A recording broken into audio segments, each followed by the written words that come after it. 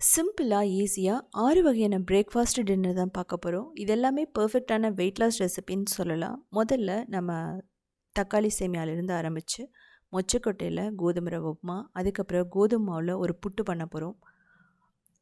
நல்ல ஸ்வீட்டாகவும் டேஸ்ட்டாகவும் இருக்கும், அதே சமயம் ஈஸியாகவும் பண்ணிடலாம். அதுக்கப்புறம் அவலில் ஒரு கொழுக்கட்டை பண்ண போகிறோம். கேரட் எல்லாம் போட்டு பண்ணுறதுனால நல்லா பஞ்சு போல் இருக்கும். அதுக்கப்புறமா மிளகு ஜீரக உப்புமா. குளிர்காலத்தில் மழை காலத்தில் சளி இருமலுக்கு வந்து பார்த்தீங்க அப்படின்னா இது பர்ஃபெக்டாக மேட்ச் ஆகும். அதுக்கப்புறம் ஒயிட் சாஸ் பாஸ்தா ரொம்ப டேஸ்ட்டாக சிம்பிளாக ஈஸியாக 10 நிமிஷத்தில் நம்ம தக்காளி சேமியா பண்ண போகிறோம். ஒரு பர்ஃபெக்டான பிரேக்ஃபாஸ்ட் டின்னர் இல்லைனா ஸ்நாக்ஸ்ன்னு சொல்லலாம். ஒன்றோட ஒன்று ஒட்டாமல் எப்படி பர்ஃபெக்டாக பண்ணுறதுன்னு பார்க்கலாம். இது வந்து பார்த்தீங்க அப்படின்னா மார்னிங் செஞ்சால் நைட்டு வரைக்குமே நல்லாயிருக்கும். இதுக்கு முதல்ல 1.5 கப் சேமியா எடுத்துகிட்டு 1 டேபிள் ஸ்பூன் எண்ணெய் ஊற்றிட்டு நல்லா ரோஸ்ட் பண்ணணும். கிட்டத்தட்ட ஒரு 2 நிமிஷம் ரோஸ்ட் பண்ணுங்கள். இப்படி ரோஸ்ட் பண்ணுறதுனால இந்த சேமியா ஒன்றோட ஒன்று ஒட்டாமல் பர்ஃபெக்டாக ரெடி ஆகிடும். இப்போ ஒரு பவுலில் தண்ணி ஊற்றிட்டு கொஞ்சம் உப்பு, ஆயில் ஊற்றிட்டு வறுத்த சேமியாவை போட்டுட்டு இது 80% மட்டும் வேகணும். நீங்கள் ஒரு 3 நிமிஷம் இதை குக் பண்ணிங்கன்னா மீடியம் ஃப்ளேமில் பர்ஃபெக்டாக ரெடி ஆகிடும். இதுக்கப்புறம் இதை வந்து கம்ப்ளீட்டாக தண்ணியை வடிச்சிடணும். தண்ணியை வடித்ததுக்கப்புறமா நல்ல கோல்டு வாட்டர் ஊற்றுனீங்க அப்படின்னா அது ஒன்றோட ஒன்று ஓட்டாமல் பர்ஃபெக்டாக வந்துடும். இதுதான் வந்து பார்த்திங்கன்னா பதம். 3 நிமிஷத்துக்குள்ளேயே ரெடி ஆகிடும், ரொம்ப நேரம் ஆகாது. இதை வந்து நான் சொன்ன மாதிரி தண்ணியை கொஞ்சம் கூட இல்லாமல் வடிச்சிடணும். மிக்சியில் வரமிளகாய், தக்காளி போட்டு நல்லா அரைச்சிக்கலாம். தக்காளி ஒரு 4 தக்காளி எடுத்துக்கலாம். நல்லா ஃபைனாக அரைச்சதுக்கப்புறமா பேனில் எண்ணெய் ஊற்றிட்டு கடுகு, கடலைப்பருப்பு, உளுத்தம்பருப்பு எப்பவும் போல் அதை நல்லா வறுக்கணும். தேவைப்பட்டால் முந்திரி, நிலக்கடலை கூட நீங்கள் போட்டுக்கலாம். அதுக்கப்புறம் இஞ்சி, பச்சை மிளகாய், கருவேப்பிலை, வெங்காயம் சின்ன வெங்காயம் கூட நீங்கள் போட்டுக்கலாம். பச்சை மிளகாய் வேணுன்னா வரமிளகாய் கூட நீங்கள் போட்டுக்கலாம். இதையுமே வந்து பார்த்திங்கன்னா நல்லா சாஃப்டாக வரைக்கும் வதக்கணும். தேவைப்பட்டால் நீங்கள் உப்பு போட்டுக்கலாம். மஞ்சள் தூள் வந்து ஒரு 1/4 டீஸ்பூன் நான் போட்டிருக்கேன். இதுக்கு தேவையான மிளகாய் தூள் போட்டுக்கலாம். மிளகாய் தூள் போட்டதுக்கப்புறமா கொத்தமல்லி தூள், நீங்கள் கரம் மசாலா கூட கொஞ்சம் போட்டுக்கலாம். இப்போ அரைச்சி வச்ச விழுது இதை போட்டுட்டு நல்லா மீடியம் ஃப்ளேம் வச்சுட்டு குக் பண்ணணும். தேவைப்பட்டால் நீங்கள் மூடி வச்சு கூட குக் பண்ணலாம். இதுவுமே 3 to 4 மினிட்ஸில் ரெடி ஆகிடும். இதுக்கு தேவையான உப்பு போட்டுக்கலாம் டேஸ்ட்டுக்கு ஏற்ற மாதிரி. இது வந்து பார்த்திங்க அப்படின்னா அந்த பச்சை வாசனை எல்லாம் போய் நல்லா அந்த சுண்டி வரும். அப்போ வந்து பர்ஃபெக்டாக இருக்கும். இது வந்து ஆயில் ரொம்ப பிரியணும் அப்படிங்கிறதெல்லாம் அவசியம் இல்லை. ஸோ பாருங்கள், பர்ஃபெக்டாக ரெடி ஆகிடுச்சு. இப்போது நம்ம சேமியாவை போட்டுட்டு மீடியம் ஃப்ளேம் வச்சுட்டு நல்லா மிக்ஸ் பண்ணுங்கள். கிட்டத்தட்ட ஒரு 2 மினிட்ஸில் அந்த தக்காளியோட ஜூஸ் எல்லாம் அப்சர்வ் பண்ணிக்கிட்டு அந்த சேமியா வந்து பார்த்திங்கன்னா கலருமே ரெட்டாக இருக்கும், டேஸ்ட்டுமே நல்லாயிருக்கும். ஸோ எல்லாமே வந்து பார்த்திங்கன்னா அந்த சேமியா வந்து அந்த வெள்ளையாக தெரியாமல் நல்லா மிக்ஸ் பண்ணணும். அப்போ தான் நல்லாயிருக்கும். இதுக்கு சட்னி, அதுக்கப்புறம் சாம்பார் எல்லாமே பர்ஃபெக்டாக இருக்கும். ஆனால் இதில் வந்து கொஞ்சம் சிப்ஸோ இல்லை அப்படின்னா கொஞ்சம் பிக்கிலோ வச்சும் நீங்கள் சாப்பிட்லாம்.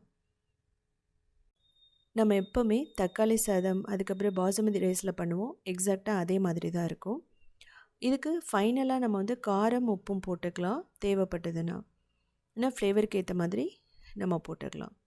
இப்போ பாருங்கள், ஒன்றோட ஒன்று ஒட்டாமல் பர்ஃபெக்டாக ரெடி ஆகிடுச்சு. ஆயிலுமே வந்து பார்த்திங்கன்னா குறைவாக தான் யூஸ் பண்ணியிருக்கோம். இதில் வந்து நீங்கள் பார்த்தீங்கன்னா டொமேட்டோ சேமியா அப்படிங்கிறது என்ன வெஜிடபிள் வேணாலும் போட்டாலும் நல்லா மேட்ச் ஆகும். ஈவன் பன்னீரை ரோஸ்ட் பண்ணி போடலாம், காளான், அதுக்கப்புறம் வந்து பார்த்திங்க அப்படின்னா நான்வெஜ்ஜாக சாப்பிடும்போது நீங்கள் சிக்கனை நல்லா ரோஸ்ட் பண்ணி இது மேலே வச்சும் சாப்பிட்லாம். எக்கோடையும் சாப்பிட்லாம், ரொம்பவே நல்லாயிருக்கும். உதிரியாக இருக்கிறனால குழந்தைகளுக்கு ஸ்நாக்ஸாக கொடுத்து விடும்போது அவங்க நல்லா விருப்பப்பட்டு சாப்பிடுவாங்க, ஏன்னா அந்த டொமேட்டோ சாஸ் இருக்கிறதுனால. இதுக்கப்புறம் வந்து பார்த்திங்கன்னா ரொம்ப ரொம்ப சிம்பிளான டேஸ்டான ஒரு பிரேக்ஃபாஸ்ட், டின்னர் இல்லை ஸ்நாக்ஸ்ன்னு கூட சொல்லலாம். சிம்பிளாக ஈஸியாக 10 நிமிஷத்தில் mushroom white sauce spaghetti pasta பண்ண போகிறோம். இது குழந்தைகளுக்கு ரொம்ப ரொம்ப பிடித்தமானது. அது மட்டும் இல்லாமல் பிரேக்ஃபாஸ்ட், அதுக்கப்புறம் டின்னர், லஞ்சாக கூட நம்ம எடுக்கலாம்.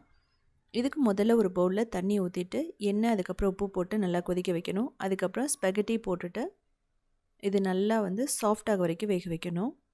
ஒரு 90% வெந்துருச்சு அப்படின்னா நம்ம வந்து தண்ணியை வடிச்சிடலாம்.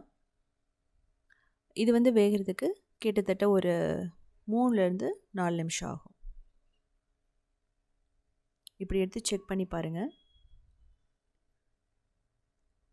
இப்போ நமக்கு வெந்துடுச்சு. இதை வந்து தண்ணியை கம்ப்ளீட்டாக வடிச்சிடணும். அதுக்கப்புறம் ரன்னிங் வாட்டரில் வந்து இது பிடிச்சோம் அப்படின்னா ஒன்றோட ஒன்று ஒட்டாமல் பர்ஃபெக்டாக வந்துடும். ஸோ ஒயிட் சாஸ் அப்படிங்கிறது நம்ம பாஸ்தாலேயும் பண்ணலாம், ஸ்பெகட்டிலையும் பண்ணலாம், நூடுல்ஸில் எல்லாமே வந்து பார்த்திங்கன்னா ரொம்ப பர்ஃபெக்டாக இருக்கும். நல்லா கோல்டு வாட்டரில் பிடிச்சி அது தனியாக வச்சிடலாம். இதுக்கு வந்து நான் மஷ்ரூம் எடுத்திருக்கேன். இதை வந்து நல்லா வாஷ் பண்ணிவிட்டு முழுசாகவும் போடலாம், இல்லைனா பாதியாக கட் பண்ணி போட்டுக்கலாம். இது வந்து பட்டன் மஷ்ரூம் தான் எடுத்திருக்கேன். இதில் வந்து நான் மஷ்ரூமும் கேப்சிகம், ஆனியன், அதுக்கப்புறம் பூண்டு, பச்சை மிளகாய் இவ்வளோ தான் நான் போட போகிறேன். மஷ்ரூம் வந்து பார்த்திங்கன்னா மஷ்ரூமில் விட்டமின் டி அதிகமாக இருக்குது. ஸோ அதனால் ரொம்ப ரொம்ப நல்லது. கேப்சிகம் அப்படி தான், குழந்தைய வந்து கேப்சிகம் சாப்பிட மாட்டாங்க. அப்படிங்கும்போது நம்ம இது மாதிரி பண்ணி கொடுத்தோம் அப்படின்னா அவங்களுக்கு எல்லா சத்துக்களுமே வந்து உள்ளே போகும். இப்போ ஆனியன் வேணான்னு நீங்கள் ஸ்கிப் பண்ணிடலாம். பட் இது வந்து டேஸ்ட் ரொம்ப சூப்பராக இருக்கும். இதில் நீங்கள் சின்ன வெங்காயம் போட்டுறாதீங்க, பெரிய வெங்காயம் தான் இதுக்கு பர்ஃபெக்டாக இருக்கும். பூண்டு அப்படின்னா ஒரு 4 பல் எடுத்துக்கலாம். பூண்டுமே ரொம்ப நல்லது கூட பாஸ்தாக்கு. இப்போ பட்டர் வந்து ஒரு சின்ன க்யூப் எடுத்துக்கலாம். இதுலேயே பூண்டு, வெங்காயம், ரெட் சில்லி ஃப்ளேக்ஸ், பெப்பர், அதுக்கப்புறம் கேப்சிகம் இதெல்லாம் போட்டு ஃபஸ்ட்டு நல்லா ரோஸ்ட் பண்ணணும். அந்த கேப்சிகம் வந்து இப்படி ரோஸ்ட் பண்ணும்போது நல்லா கிறிஸ்பியாக வரும். தேவையான அளவு உப்பு போட்டுக்கலாம். இதுக்கப்புறமா நம்ம மஷ்ரூம் போட்டுக்கலாம். மஷ்ரூம் வேகிறதுக்கு 2லேருந்து 3 நிமிஷம் மட்டுமே போதுமானது. மஷ்ரூமை போட்டுட்டோம் அப்படின்னா நீங்கள் தண்ணியெல்லாம் ஊற்றக்கூடாது. நான் இப்போ வந்து பாஸ்தா சீசனிங் போட்டிருக்கேன். அப்படி இல்லைன்னா நீங்கள் ஒரிகனோ அது மாதிரி கூட ஆட் பண்ணிக்கலாம். இதை மூடி வச்சிங்கனாவே அந்த மஷ்ரூம்லேருந்து தண்ணி வரும். அதுக்கப்புறம் நம்ம ஒரு 2 நிமிஷம் வேக வைக்கும்போது தண்ணி சுண்டிடும். இதுக்கப்புறமா சாஸ்க்கு வந்து பட்டர், மைதா இதை போட்டு 1 நிமிஷம் நல்லா ரோஸ்ட் பண்ணணும். மைதா பிடிக்காதவங்க கோதுமை மாவு நம்ம போட்டுக்கலாம். 1 டேபிள் ஸ்பூன் போட்டால் பர்ஃபெக்டாக இருக்கும். இது வந்து பார்த்தீங்க அப்படின்னா எந்தளவுக்கு உங்களுக்கு திக்னஸ் வேணுங்கிறத நீங்கள் முடிவு பண்ணிக்கணும். அதுக்கேற்ற மாதிரி நீங்கள் மாவு ஆட் பண்ணிக்கலாம். இப்போ பால் வந்து காய்ச்சி ஆற வச்ச பால், இல்லை வந்து ஸ்லிம் மில்க் எது வேணாலும் நீங்கள் போட்டுக்கலாம். பால் ரொம்ப பிடிக்கும்னா பால்லையே பண்ணலாம். இல்லை அப்படின்னா பால் தண்ணி அப்படின்னு சொல்லிட்டு 2 மிக்ஸ் பண்ணி கூட பண்ணலாம். ஸ்பெகட்டி வந்து பார்த்திங்க அப்படின்னா இதுலேயே கொஞ்சம் வேகும். அப்படிங்கும்போது இன்னும் டேஸ்ட்டு நல்லாயிருக்கும். இதில் நான் கொஞ்சம் தண்ணி ஊற்றுறேன். ஏன்னா பால் வந்து ரொம்ப அதிகமாக வேணாம் அப்படிங்கிறதுக்காக. இது வந்து கொஞ்சம் திக்காகும், அவ்வளோதான். ஸோ நான் மைதா வந்து பார்த்திங்க அப்படின்னா ரொம்ப போடக்கூடாது அப்படிங்கிறதுக்காக ஒரே 1 டேபிள் ஸ்பூன் தான் போட்டிருக்கேன். நீங்கள் 1 டேபிள் ஸ்பூன் வரைக்கும் போடலாம்.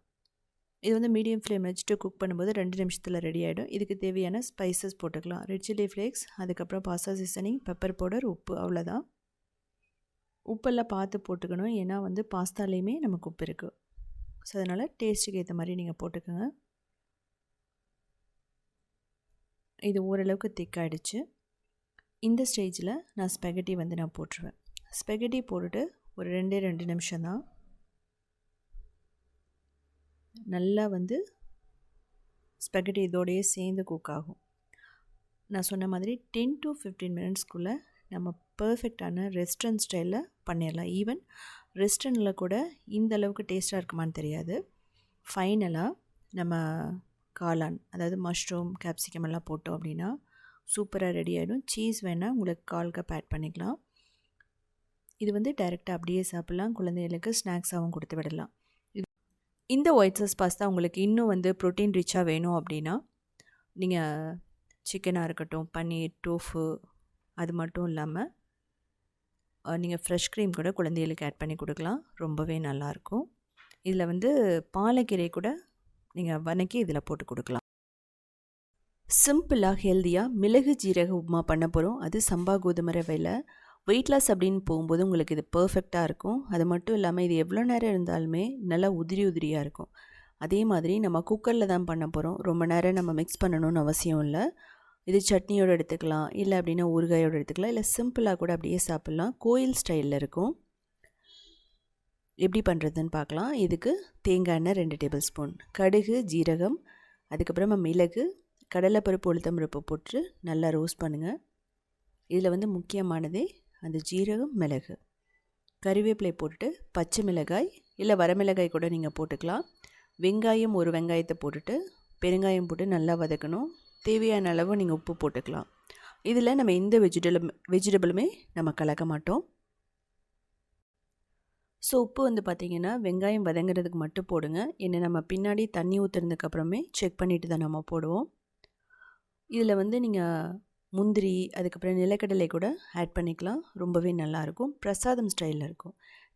தேங்காய் வந்து கிட்டத்தட்ட ஒரு கப் தேங்காய் நான் போட்டிருக்கேன். நல்லா துருவன தேங்காய், ஃப்ரெஷ்ஷான தேங்காய் தான். இதுக்கு வந்து டெசிகேட்டட் கோகோனட்லாம் போட்டுறாதீங்க. ஸோ இதை வந்து ரொம்ப வதக்கிடாதீங்க. லைட்டாக மட்டும் ரோஸ்ட் பண்ணால் போதும். இப்போது தண்ணி 2 கப் கோதுமை ரவைக்கு நம்ம 5 கப் தண்ணி ஊற்றணும். இதில் வந்து பார்த்திங்கன்னா தேங்காய் அப்படிங்கிறது ரொம்ப ரொம்ப முக்கியம். இப்போது கொதித்து வரும்போது நம்ம ரவையை போடணும். நீங்கள் கொதித்து வரும்போது சிம்மில் வச்சுட்டு ரவையை போடுங்க. 2 கப் ரவை, சம்பா கோதுமை ரவை, ரொம்ப தின்னாக இருக்கும், டேஸ்ட்டு நல்லாயிருக்கும்.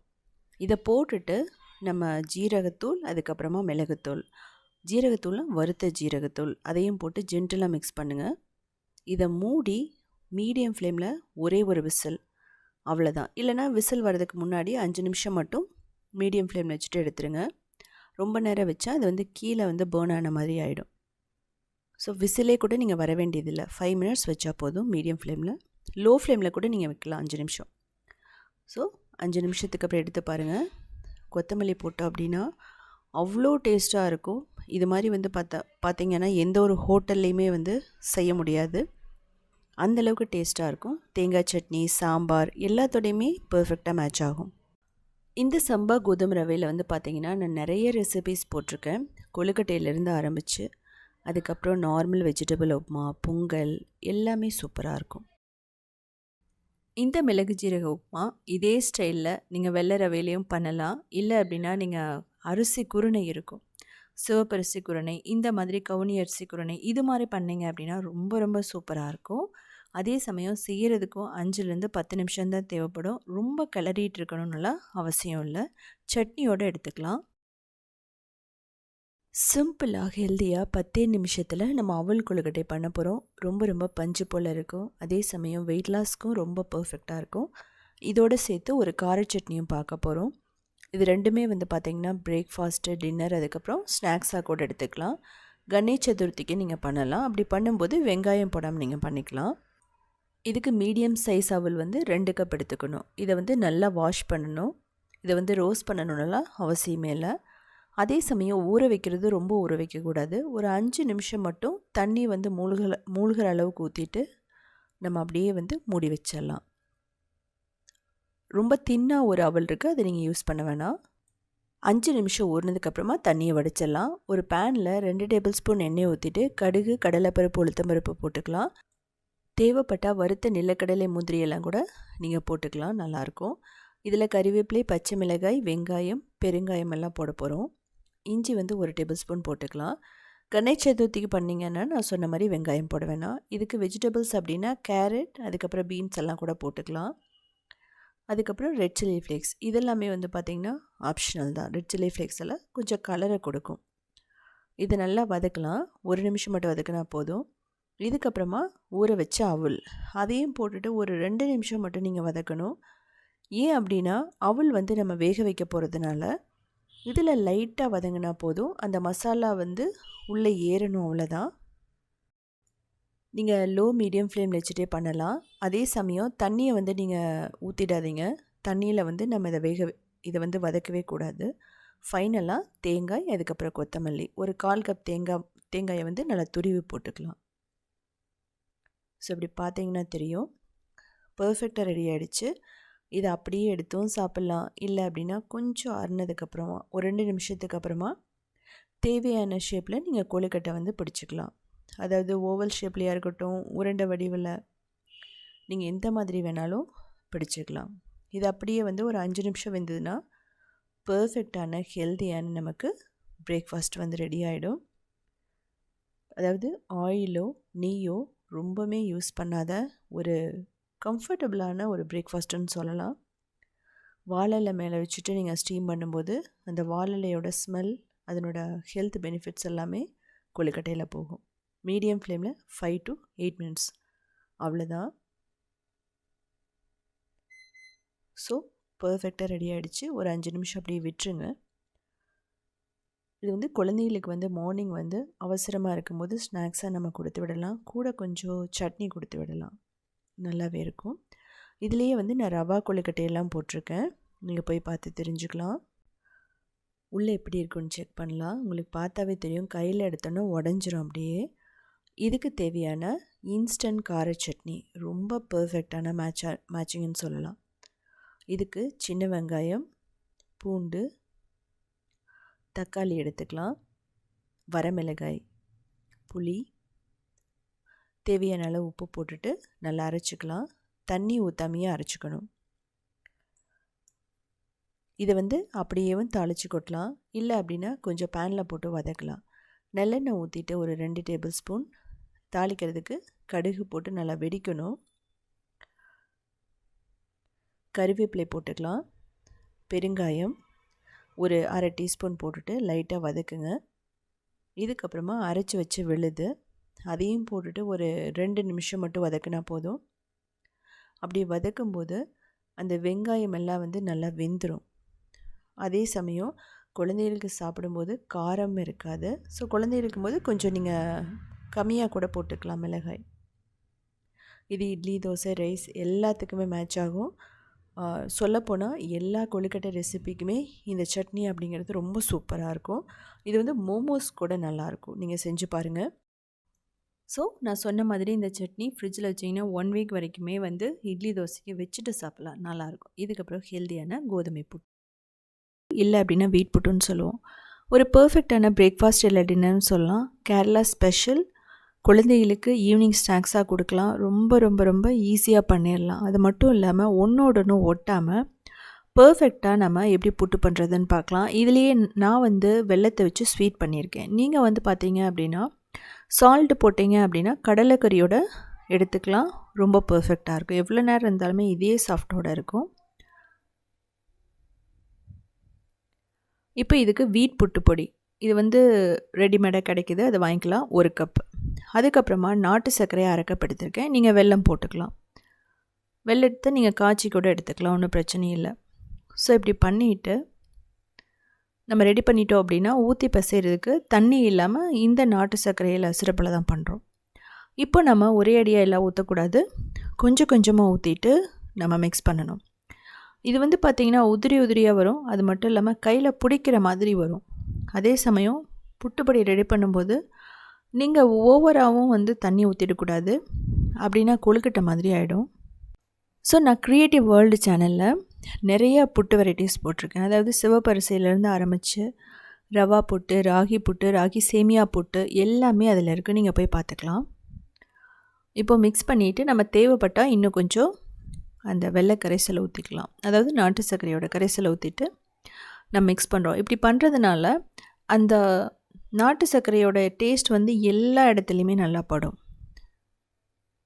இல்லை அப்படின்னா தண்ணி ஊற்றிட்டு நீங்கள் பிசையலாம். நாட்டு சர்க்கரையை போட்டுட்டு மிக்ஸ் பண்ணிவிட்டு அதுக்கப்புறம் தண்ணி ஒரு வார்ம் வாட்டர் ஊற்றிட்டு கூட பிசையலாம். இப்போ 2 டேபிள் ஸ்பூன் நான் நெய் போட்டிருக்கேன். நெய் போட்டிங்க அப்படின்னா ஃப்ளேவர் நல்லா வரும். ஏலக்காய் பொடி ரொம்ப ரொம்ப முக்கியம். இப்போ பாருங்கள், இந்த மாதிரி தான் இருக்கணும். உங்களுக்கு பார்த்தாவே தெரியும், மணல் மணலாக இருக்கும். ஸோ எல்லா புட்டு பொடிக்குமே இதுதான் வந்து பார்த்திங்கன்னா பேஸ். இப்படி தான் இருக்கணும். ஸோ நம்ம ரெடிமேடாக பண்ணுறது அப்படிங்கிறதுனால இப்படி ட்ரெடிஷ்னலாக நல்லா ஊற வச்சு அதுக்கப்புறம் அதை காய வச்சு அதை வந்து அரைச்சி சலித்து நம்ம பண்ணுவோம். அது ஒரு மாதிரி நல்லாயிருக்கும். இப்போ ஒரு 20 நிமிஷம் விட்டுறலாம். இதுக்கப்புறமா வந்து எடுத்துகிட்டு நம்ம லேயர் பண்ணிக்கலாம். கொஞ்சம் ஃபஸ்ட்டு வந்து கோதுமை புட்டு மாவு, அதுக்கப்புறம் தேங்காய் இதெல்லாம் போட்டு டைட்டாக சீல் பண்ணிடாதீங்க. ஏன்னா அது வேகிறதுக்கு நமக்கு அந்த இடைவெளி வேணும். அதனால் ஜென்டிலாக மட்டும் ப்ரெஷர் கொடுத்துட்டு இதை அப்படியே எடுத்து புட்டுக்குழல வைக்கிறோம். கிட்டத்தட்ட 15 நிமிஷம் நம்ம வேக வைக்கிறோம் மீடியம் ஃப்ளேமில் வச்சு. இதே உங்களுக்கு இந்த புட்டுக்குழல்னா கவலைப்பட வேணாம், ஒரு டம்ளரில் போட்டு வைக்கலாம்.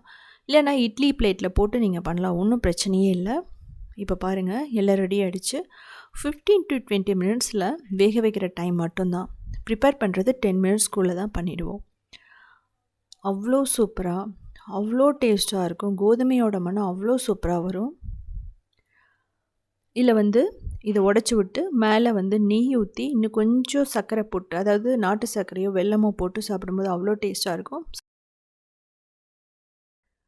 இதே ஸ்டைலில் நீங்கள் அரிசி மாவு ரெடி பண்ணலாம். அரிசியை ஊற வச்சு அதுக்கப்புறம் அது வந்து மிக்சியில் வந்து உடச்சி பவுடர் பண்ணி சலித்து அதுக்கப்புறம் எப்படி பண்ணலாம், அது வந்து ட்ரெடிஷ்னல் மெத்தட். இதில் வந்து ராகி சேமியா, நார்மல் சேமியாவில் கூட பண்ணலாம், ரொம்ப நல்லாயிருக்கும். இதில் காரமும் நீங்கள் போட்டு சாப்பிட்லாம், ஸ்பைஸியாகவும் சாப்பிட்லாம் கறியோட. சிம்பிளாக ஹெல்த்தியாக 10 நிமிஷத்தில் கர்நாடகா ஸ்டைலில் அவரைக்கேல் உப்புமா பண்ண போகிறோம். இது வந்து பார்த்திங்கன்னா கர்நாடகாவில் வெள்ளை ரவையில் பண்ணுவாங்க, ஆனால் நம்ம கோதுமை ரவையில் பண்ண போகிறோம், கொங்கு நாடு கிராமத்து ஸ்டைலில். ப்ரெஷர் குக்கரில் தான் பண்ண போகிறோம். இதுக்கு 2 டேபிள் ஸ்பூன் எண்ணெய் ஊற்றிட்டு கடுகு, கடலைப்பருப்பு, உளுத்தம்பருப்பு போட்டு நல்லா வறுத்துக்கலாம். தேவைப்பட்டால் முந்திரி கூட நீங்கள் போட்டுக்கலாம், முந்திரி நிலக்கடலை கூட போட்டுக்கலாம். அவரைக்கேல் அப்படிங்கிறதுனால அதில் நிறைய சத்து, ப்ரோட்டீன் நிறையா இருக்குது. இப்போது வெங்காயம், பச்சை மிளகாய், கறிவேப்பிலை, இஞ்சி, கேரட்டெல்லாம் போட்டு நல்லா வதக்கணும். இதுக்கெல்லாம் 1 நிமிஷம் தான் தேவைப்படும், ரொம்ப நேரம் கேரட் வந்து வதக்கணும்னு அவசியம் இல்லை. இப்போ பெருங்காயம் போட்டுக்கலாம், உப்பு தேவையான அளவு போட்டுட்டு நல்லா வதக்கலாம். இது ரெடி பண்ணுறதுக்கு முன்னாடியே நான் வந்து மொச்சக்கொட்டை, அதாவது அவரைக்கேலுன்னு கர்நாடகாவில் சொல்லுவாங்க, அதையே உப்பு, மஞ்சள் தூள், மிளகாய் தூள் போட்டு வேக வச்சு எடுத்து வச்சுருக்கேன். இப்போ பார்த்தீங்கன்னா தெரியும். இதையும் ஆட் பண்ணிக்கலாம். ஆட் பண்ணிவிட்டு நல்லா வதக்கணும். அந்த மசாலா வந்து பார்த்திங்க அப்படின்னா அதோடு சேர்த்து வதங்கினா ரொம்ப நல்லாயிருக்கும். இல்லை 1 கப் போட்டுக்கலாம், நம்ம ப்ரோட்டீன் அதிகமாக இருக்கிறதுனால மார்னிங் பிரேக்ஃபாஸ்ட்டாக சாப்பிட்லாம். இப்போது 2 கப் ரவைக்கு 5 கப் தண்ணியை ஊற்றணும். நான் 1.5 கப் ரவை போட போகிறேன், அதனால் 4.5 கப் தண்ணி ஊற்றுறேன். நீங்கள் கிளாஸில் எடுத்தாலும் சரி, கப்பில் எடுத்தாலும் சரி, இதுதான் அளவு. இது வந்து சின்ன கோதுமை ரவை, மயில் பிராண்டுன்னு சொல்லுவோம், நல்ல டேஸ்ட்டாக இருக்கும். கிடைச்சா வாங்கி இது மாதிரி ட்ரை பண்ணி பாருங்கள். ஸோ ரவை வந்து 1.5 கப் போட்டுட்டு இது வந்து நல்லா மிக்ஸ் பண்ணி விடுங்க. இது வந்து கட்டி எல்லாம் பிடிக்காது, ஸோ அதனால் நீங்கள் பயப்படாமல் பண்ணலாம். இதை மூடி ஒரு விசில் மட்டும் மீடியம் ஃப்ளேமில், அவ்வளோதான், பர்ஃபெக்டாக ரெடி ஆகிடும். ஈவன் நீங்கள் விசில் கூட வர வேண்டியதில்லை, 5 நிமிஷம் வச்சுட்டிங்கனாவே பர்ஃபெக்டாக ரெடி ஆகிடும். ஒன்றோட ஒன்று ஒட்டாமல் அவ்வளோ சூப்பராக இருக்கும். இது வந்து பார்த்திங்கன்னா நம்ம ஓப்பனில் வச்சா கொஞ்சம் நேரம் கிளறிட்டே இருக்கணும். ஆனால் குக்கர் அப்படிங்கும்போது அளவாக தண்ணி வச்சுட்டோம் அப்படின்னா 10 நிமிஷம் கூட ஆகாது, அவ்வளோ சூப்பராக ரெடி ஆகிடும். பிரேக்ஃபாஸ்ட், டின்னர், ஸ்நாக்ஸை கூட குழந்தையில கொடுத்து விடலாம். இதே மாதிரி நிறைய ரெசிபீஸ் வேணும்னா நீங்கள் உத்தமி கிச்சனை ஃபாலோ பண்ணலாம். க்ரியேட்டிவ் வேர்ல்ட்னு சொல்லிட்டு இன்னொரு சேனல் இருக்குது, அதுலேயுமே 1900 ரெசிபீஸ் இருக்குது. இது வந்து ஊறுகாய், சட்னி, தயிர், பழம் எல்லாத்தோடையுமே பர்ஃபெக்டாக மேட்ச் ஆகும்.